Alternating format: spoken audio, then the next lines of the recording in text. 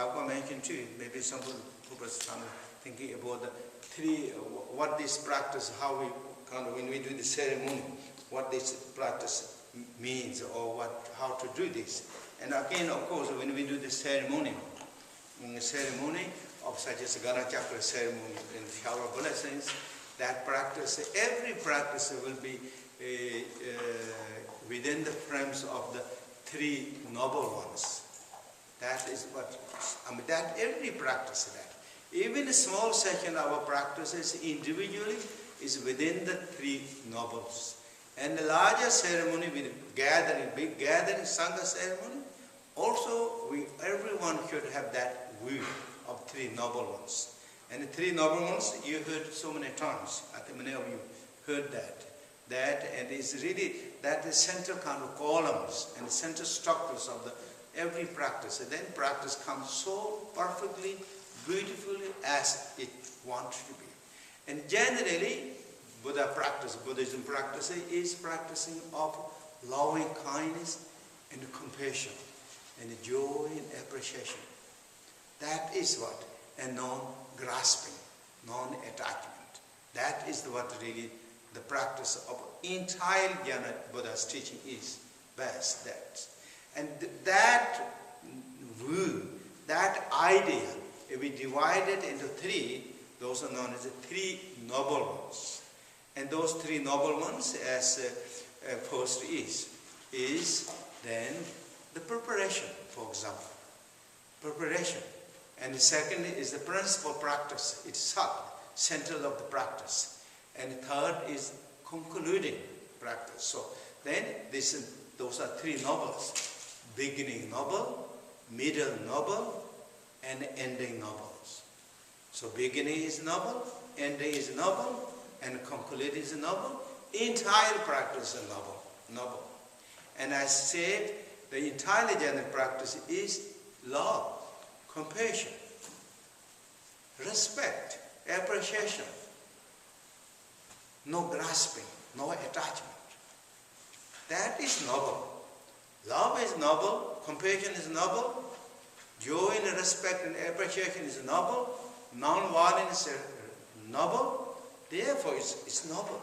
But to kind of bring a more practical way how to activate that, then ancient great masters and Buddha, all they put that into three frames.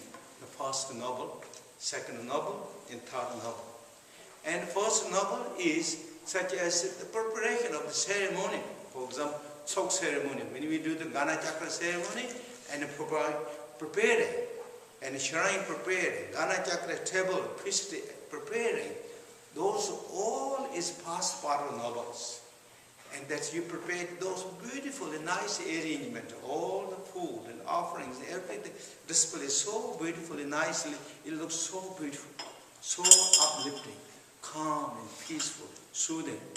It's beautiful. And then Gana Chakra feast, all the good foods, fruit and cookies, and those are like the yummies you bring up. All this like such as a nice ice cream too, if you want, but not too much, right? We don't want.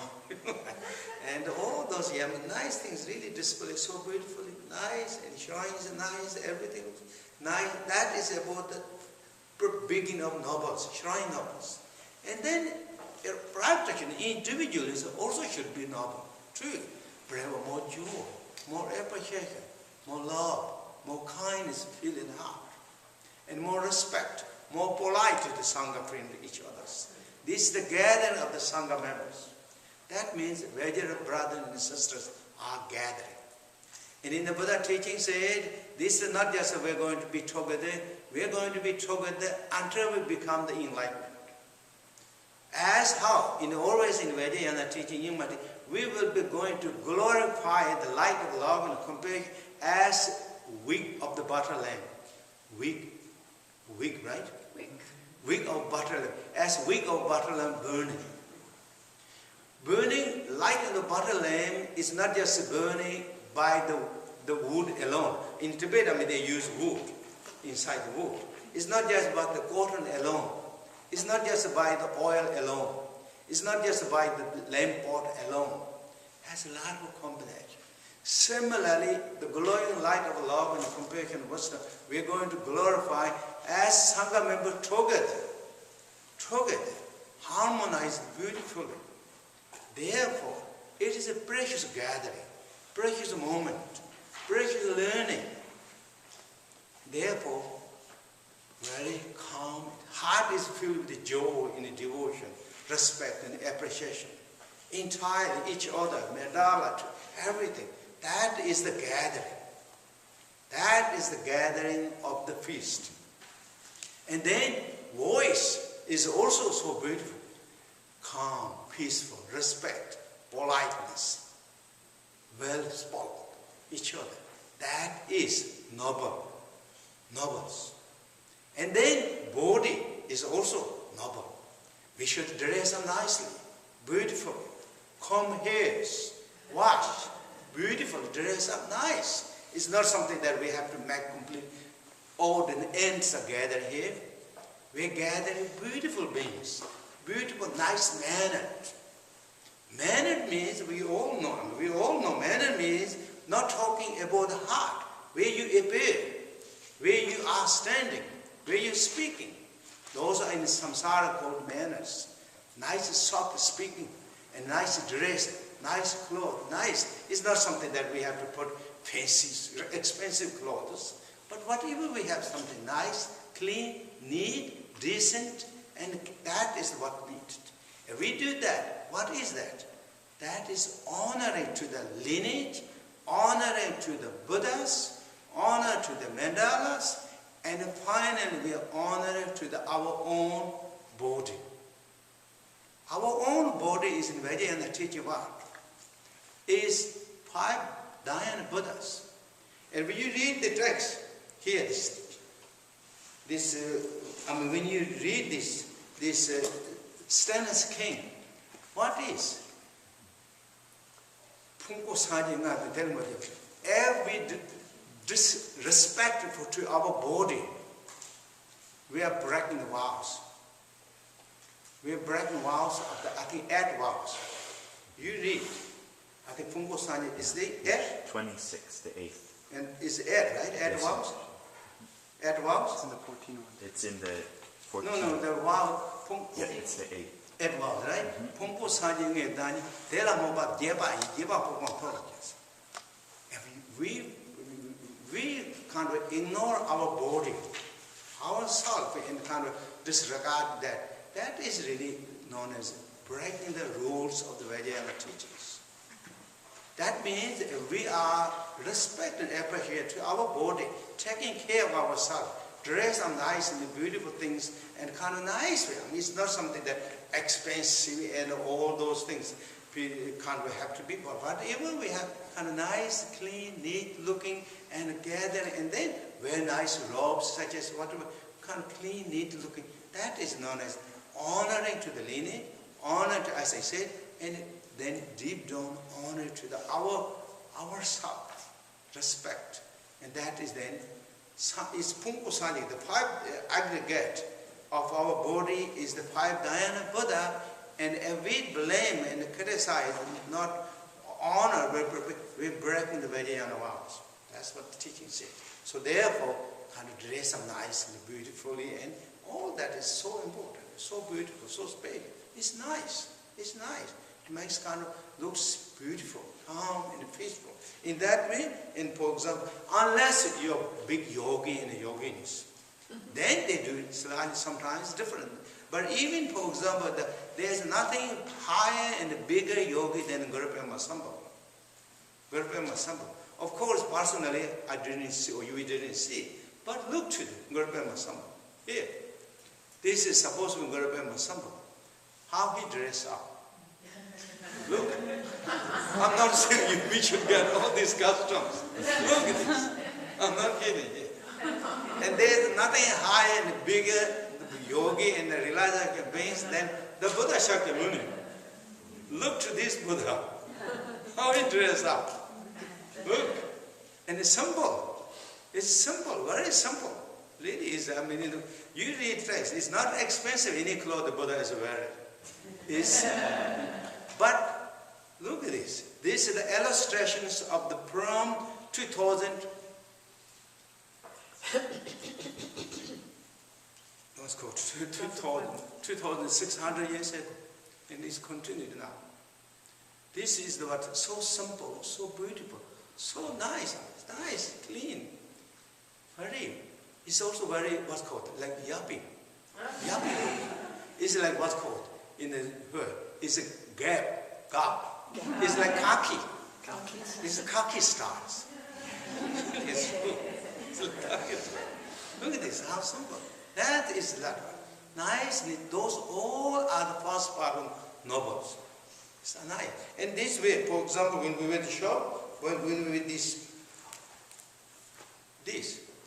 for example, robes, when you wear the Papa robes you're wearing, this is the like nicety, and so small part of this goes over here, and then longer part of this, when we are walking, we fold it up and on the put on your wrist. Your wrist.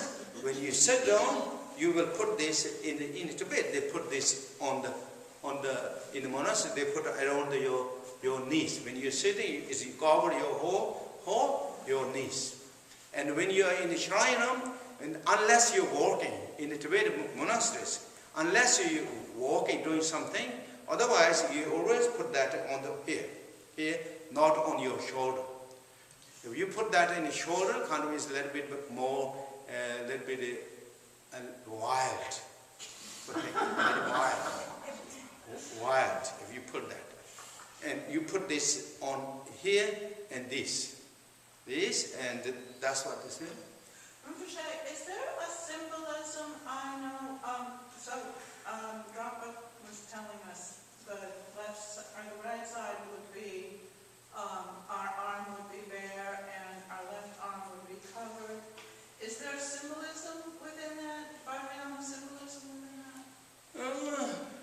This is in the monasteries generally in ancient time, and for example like Buddhas, this is really they wear one kind of like those great arhatas, like they wear some like short. So they always keep this. Usually in the ancient time, I don't think they really wear unless you're nun. You're nun, then they wear something here. They keep that. But if you're not, if all the monks, ancient time, they don't have much things to wear here. So they only shows that that's what they wear that. And so the others keep that, they kind of keep this open. And there's nothing really I saw is in some that as symbols there. But it's just a tradition. Tradition, that's how they maintained, or that's how I saw. Okay. And so now with the clothing, I mean nice cloth and all that, and sit down with beautiful atmosphere and beautiful with that. Those are all known as beginning of the novels, beginning past part of novels. Then again, not beginning novel is ended when you sit down, and then with beautiful intention, and that of course always the practice need. Beautiful intention, bring joy and appreciation, love and kindness and compassion, and together with strong devotions. Devotion is so again important to bring up the lineage blessings, to bring up, to discover our innate quality, natural natures. Devotion is so important. And devotion is joy, devotion is respect, devotion is appreciation, and devotion is confidence and trust. All that is settled. With that thought, and then chant such as prayers. Prayers. And that also means here we are going to discover three Vajrayana status. Ceremony, for example, Gana Chakra ceremony is really means we are glorifying our realization, re-strengthening our realization practices, and shining up, polishing our practices. Practice. That means trying to clean away all those stains and obscurations, whatever that is disturbing Now we're going to clean, purify that. And so that is what it is. And with those beautiful thoughts, feel strong presence of at the beginning, strong presence of lineage master, Guru Padma Samye, Buddha, Tara, and all in light right in front of your skies. And then chant the prayers. Chant these 7 line prayers as we do lineage prayers. And then take refuge, develop the bodhicitta, and the 4 according.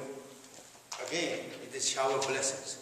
I will go now, look to the shower blessings. You look at the text.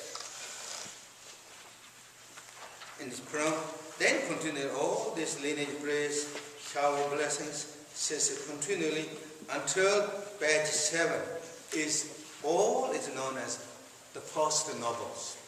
From start to preparing of the Sok ceremony, Gana Chakra and shrine, and yourself to prepare a nice dress, a nice cloth, a nice kind of like that, and all from that everything is known as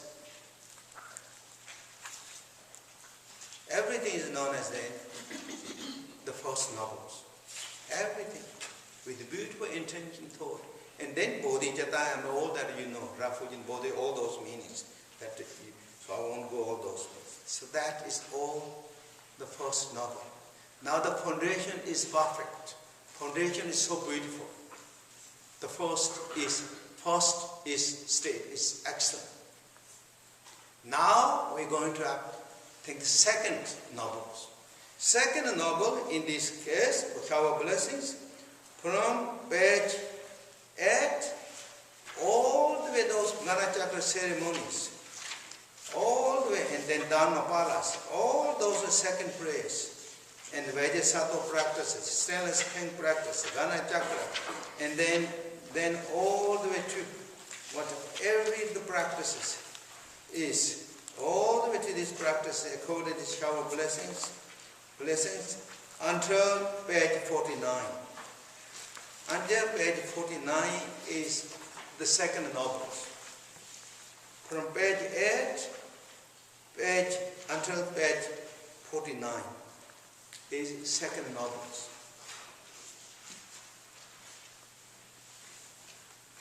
Second nobles. At this time, now you're discovering the truly three, what we're talking, 3 Vajra states.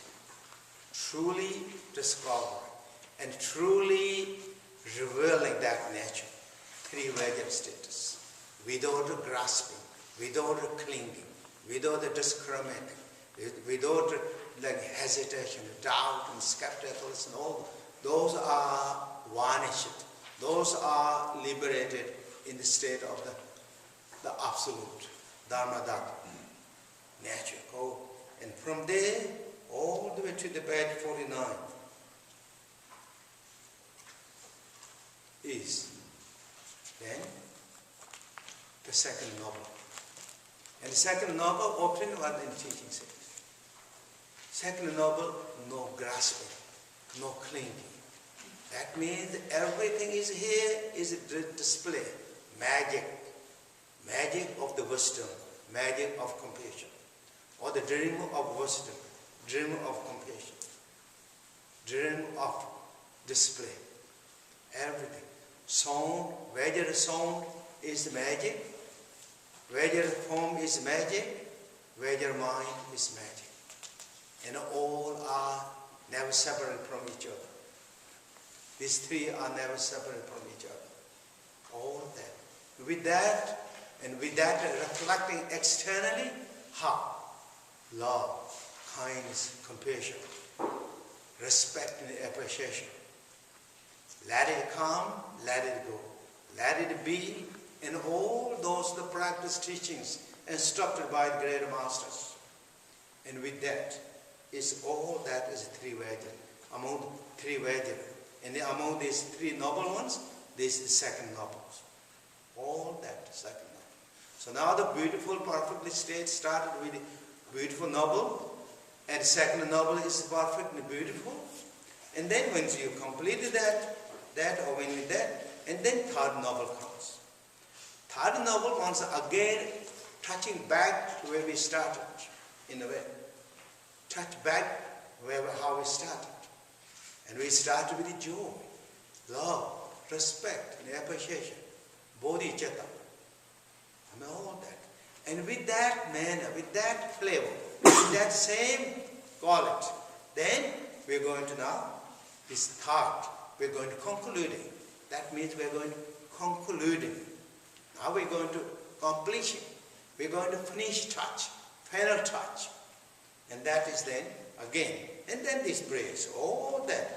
From here, page 52, according to this, page 54, and then all our dedication prayers. All those finishing touch, final noble touch. Noble touch. And with again, same way, with joy and appreciation, I said, I mean, you know that.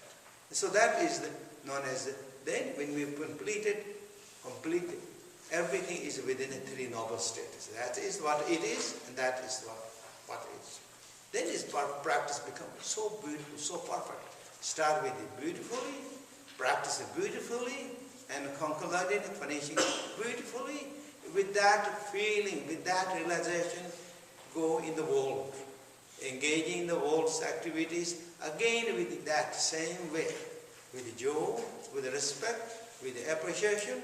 Let it come, let it go, be practical, be common sense, with common sense, practical, carry the world. Then our duty and responsibility exactly as we could. Take care of ourselves, take care of our responsibilities, and move forward. Joy, happy, appreciation, learning, growing, deepening. And that's what the teachers, both Buddha and Guru Venerable said. Then that's it. And do every good things, whatever we can do. And again, always joy and respect. So those are what the generally ceremony itself to do, practices that. Okay? So that is really the whole frame of this practice. Practice, and then with shower blessings, and so that's it. And then we have some questions we discuss short term.